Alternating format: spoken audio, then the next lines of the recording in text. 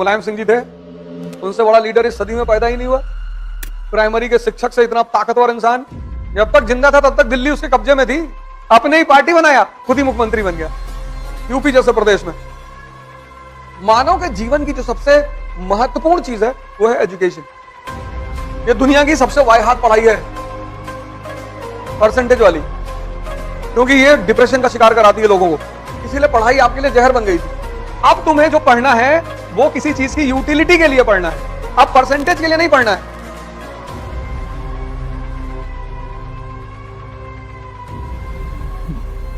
जय Hind friends.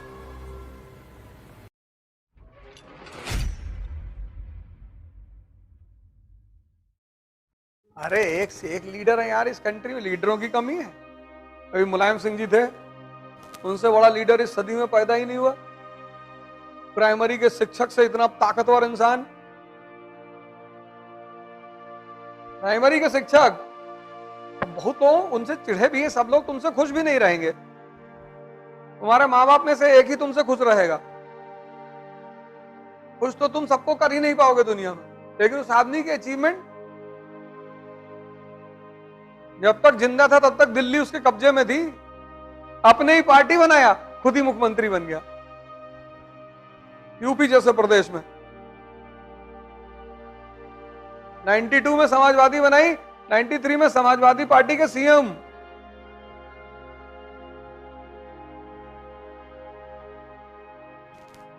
Primary का teacher, कोई गांधी फैमिली का आदमी नहीं।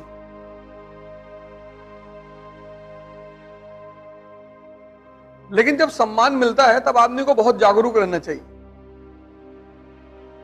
सम्मान मिलने वाले को बड़ा अच्छा लगता है, लेकिन सबसे ज्यादा खतरा उसको होता है। सम्मान अहंकार पैदा करता है, अहम, और अहंकार दिमाग खराब कर देता है। जहां दिमाग खराब हुआ तुम गए। उपलब्धि को हजम करना सबसे बड़ी बात है। उपलब्धि मिलना बड़ी बात नहीं है, उसको हजम करना। विनोद कांबली सचिन से अच्छे खिलाड़ी थे और ज्यादा उपलब्धि मिली शुरुआत में, पर वो डाइजेस्ट नहीं हुई।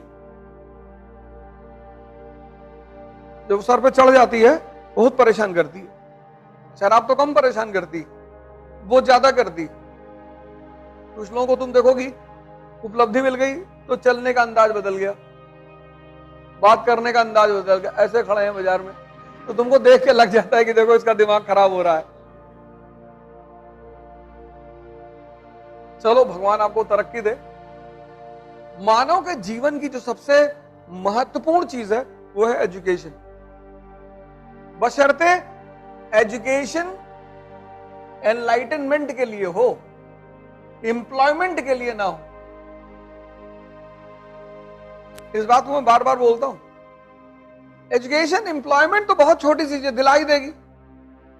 बड़े सारे लोग हैं जो कभी नहीं पढ़े, एसी बनाने का काम सीख लिया, अच्छा पैसा कमाते हैं। फ्रिज बनाने का काम सीख लिया। बड़े सारे ये जो स्कूटर बाइक वगैरह बनाते हैं, आप देखो उन बच्चों को, बहुत अच्छा पैसा कमाते हैं, बहुत अच्छा पैसा कमाते हैं। उसमें से बहुत सारे लोग पढ़े ही नहीं है। तो हमारी गाड़ी जो बनाता रहीम, वो कभी स्कूल ही नहीं गया। उसकी पर मंथ की इनकम 10 लाख 15 लाख ऐसे ही है। कारें बनाता है सिर्फ, हर सब तरह की, वो कैश पैसा लेता है, जीएसटी देता नहीं, और मोदी जी को गाली भी देता है। हम तो कहते हैं बेवकूफ, मोदी जी तेरे लिए तो फायदेमंद है।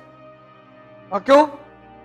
हमने कहा हम 18% जीएसटी देते हैं क्योंकि हमको सारा पेमेंट होता है चेक में, और तुम लेते हो कैश में। बड़ी मुश्किल से मुझे पता चला कि इसका अकाउंट भी है।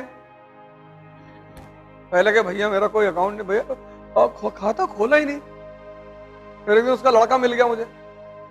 मैंने कहा वो तेरे पापा का अकाउंट खुलवाना है, गवर्नमेंट का ऑर्डर है कि जितने भी लोग गाड़ियां बनाते हैं सबका अकाउंट खोला जाएगा। कहा है तो उनका अकाउंट।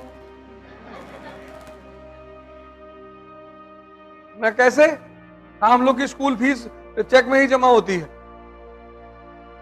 तब मैंने इससे कहा, मैंने कहा वो तेरा अकाउंट, अरे भैया शिक्षा का उद्देश्य यही था कि तुम्हें बताए कि चीजें ये क्या है, ये क्यों है, ये कैसे है, तभी तो ये खुलेगा। अभी तुम्हारे सामने एक बहुत बड़ा शिक्षक दिन भर टहलता रहता है, तुम उसे देखते ही नहीं हो। बहुत बड़ा शिक्षक, बहुत बड़ा गुरु, तुम उसे देखते ही नहीं। और उसको दिन में एक बार देख लो, रिक्शा वाला, कोई नहीं कहता पूरे भारत में कि मेरा रिश्तेदार रिक्शा चलाता है, किसी न किसी के तो होंगे ही। हमारे भी होंगे, तुम्हारे भी होंगे, लेकिन ना हम कहेंगे ना तुम कहोगे। सबके रिश्तेदार किसी न किसी बड़े पद पर बैठे हुए हैं। वो चाहे तुमको रिश्तेदार हमको ना माने, हो सकता है तुम या हम उनके घर जाएं तो पहचाने ही ना। 20 मिनट तो परिचय देना पड़े। क्यों, मामा के बगल वाला जो गांव है जहां चोर ज्यादा रहते हैं? नहीं नहीं नहीं,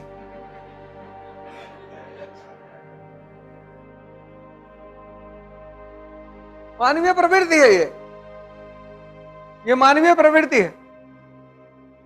ये गुरु है।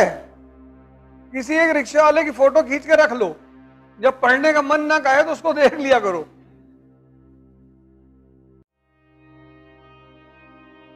हालांकि उसकी जिंदगी बड़ी मस्त है, लेकिन वो समझ नहीं पाता है। मस्त इस तरह से है, मेहनत करता है दिन भर, तो शुगर नहीं है उसको, डायबिटीज नहीं है, 3 किलो मिठाई खा सकता है, जितना तुम डिब्बा लाए तो सब भर के खा लेते। तो कम से कम 2 किलो मटन खा लेगा वो। कोलेस्ट्रॉल तो होगा ही नहीं उसको। दिन भर रिक्शा चला रहा है, सब पसीना बह के निकल रहा है, तो 2 किलो मटन खाएगा, कलौटी कबाब और रुमाली रोटी।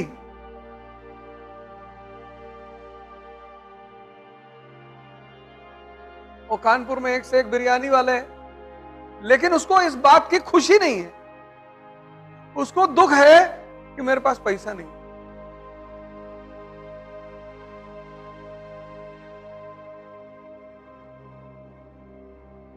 सुबह निकलोगे, झील जाओगे, वहां पे सब अमीर टहलने आते हैं। वहीं झील के सामने एक मशीन वाला लेके बैठता है, शुगर वाली मशीन, चेक करके बताता है कितनी है, ज्यादा है 350 है, अरे 2 राउंड और मार ले।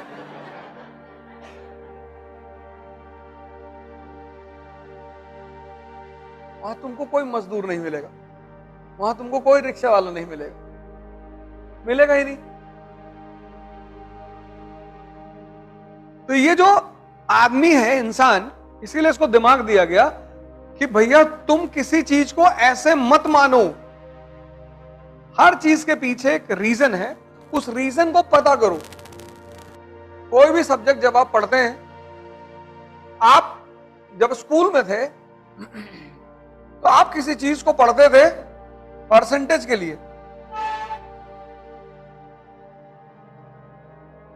इसीलिए पढ़ाई आपके लिए जहर बन गई थी, क्योंकि आपके दिमाग में एक चीज रोटेट होता था कि मुझे परसेंटेज लाना है, तभी दिल्ली यूनिवर्सिटी में एडमिशन होगा। और ये जो पढ़ाई होती है परसेंटेज के लिए, इसका कोई परिणाम नहीं होता, ये बेकार की पढ़ाई है। ये दुनिया की सबसे वाहियात पढ़ाई है परसेंटेज वाली, क्योंकि ये डिप्रेशन का शिकार कराती है लोगों को।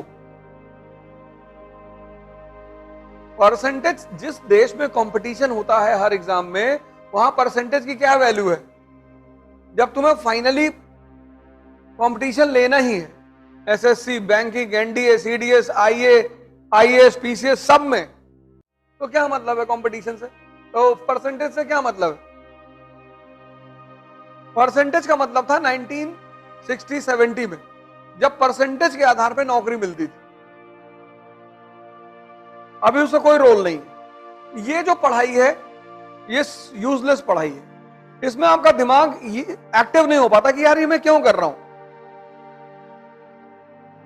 आपको लगेगा कि चलो मान लो 98% आ गया तो जीवन में क्या परिवर्तन होगा। लेकिन जब आप किसी सब्जेक्ट को इसलिए पढ़ते हैं क्योंकि वो सब्जेक्ट आपके लाइफ में भी यूजफुल है।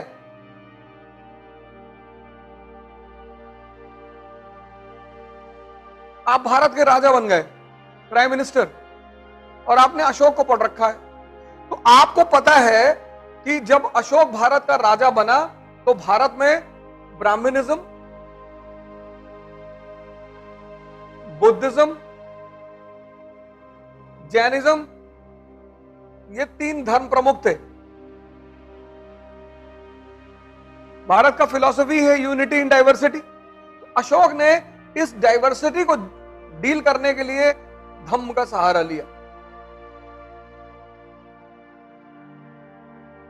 लिया ना। अकबर जब राजा बना तब फिर हिंदुइज्म, इस्लाम और फिर बहुत सारे सेक्ट्स, शिया, सुन्नी, शैवाइट, वैष्णवाइट, बहुत सारे सेक्ट, फिर उसने सहारा लिया किसका? तौहीद इलाही का, जिसको बाद में कहा गया दीन इलाही। अब 2024 में आप भारत के प्रधानमंत्री हैं और आज भी भारत डाइवर्सिफाइड है, हिंदू, मुसलमान, सिख। तो ये पीछे का जो इतिहास है ये आपके लिए स्टैंडर्ड बना कि नहीं बना? कि डाइवर्सिफाइड भारत में सबको साथ लेकर ही चलना पड़ेगा, इसलिए पढ़ना है।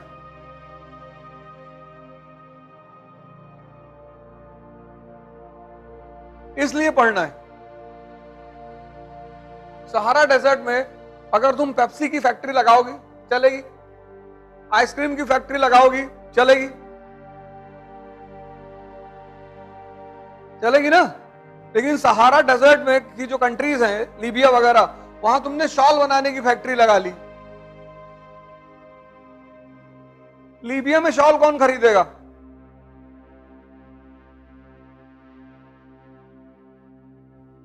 लीबिया में कोई शॉल खरीदेगा? कम रात के लिए खरीदेगा। लेकिन रात के उनकी भोजन इतना प्यारा होता है, ऊंट ऊंट खाते हैं तो ऐसे ही रहते हैं, उनका भोजन बड़ा अच्छा है।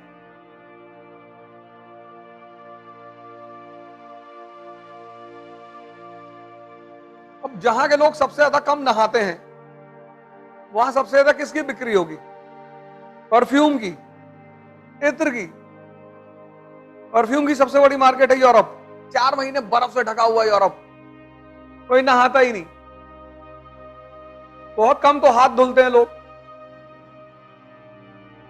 पानी आता ही नहीं, बर्फ जमी होती चारों तरफ। तो जो लोग नहाएंगे नहीं 10-10 दिन, परफ्यूम लगाएंगे।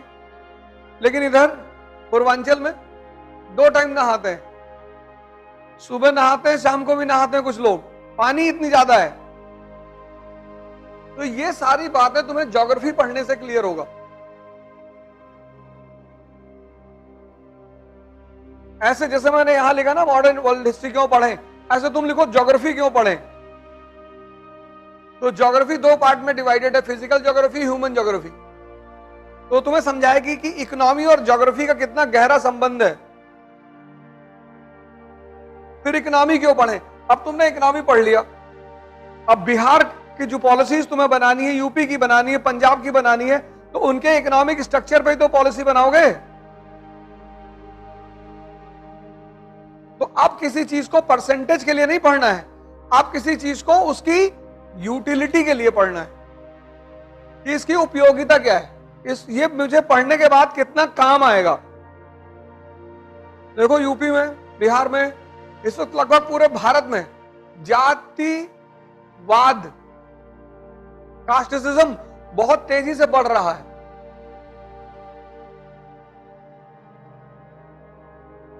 भारत में देखो सबको वोट करने का अधिकार है। अब जैसे तुम कोचिंग में आए हो और तुमने फीस नहीं जमा की तो तुम्हारे ऊपर फर्क नहीं पड़ेगा क्लास चले कि ना चले, लेकिन जिसने जमा की है उसके ऊपर फर्क पड़ेगा।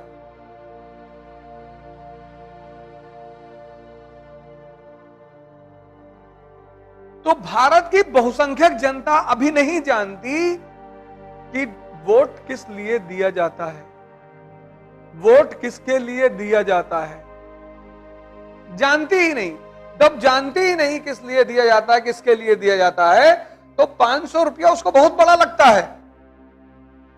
जिस व्यक्ति को, जैसे मान लो तुमने सोने की घड़ी पहन रखी है, तुमको पता ही नहीं सोने की है, तुमको पता है घड़ी है, किसी ने कहा 2 लाख रुपया देंगे, अरे तुमने कहा लो यार। जिसकी कीमत नहीं पता होती उसी को तो लोग औने पौने दाम में बेच देते हैं। इस देश के बहुसंख्यक लोगों को वोट की कीमत ही नहीं पता।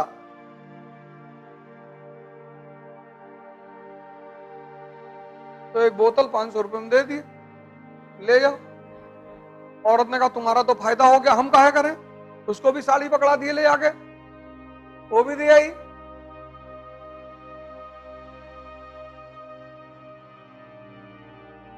फिर जिसने पक्सा पकड़ा उसने कहा हम तुम्हारे जात के हैं, और मामला मजबूत हो गया, हमारी जात का आदमी। वही जात वाला वोट लेते वक्त तुमसे जात बता देगा, लेकिन जब उसको अपने बेटे की शादी करनी होगी, एक दलित आईएएस एक रिक्शा वाले दलित के घर शादी कभी नहीं करेगा, और ना एक ब्राह्मण आईएएस रिक्शे वाला ब्राह्मण के घर में शादी करेगा।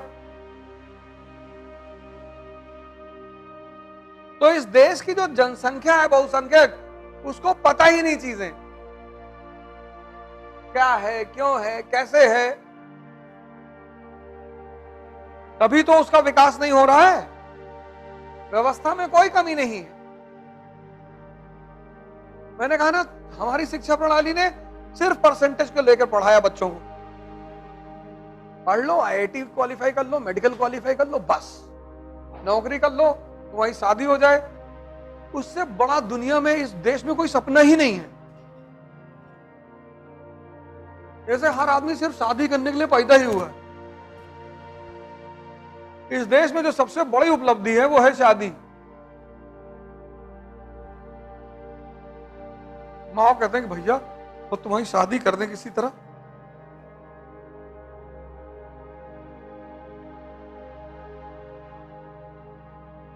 शादी तो हो ही जाएगी, ऐसी कौन सी बड़ी बात।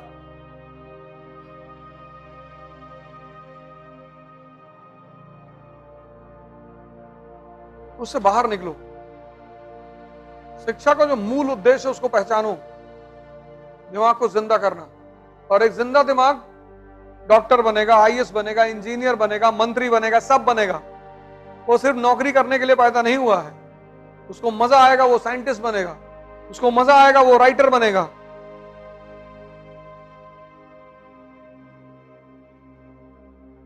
आईएएस नहीं बनेगा तो जीवन खत्म हो जाएगा। अब तुम्हें जो पढ़ना है वो किसी चीज की यूटिलिटी के लिए पढ़ना है। बात समझ में आ गया ना। अब परसेंटेज के लिए नहीं पढ़ना है।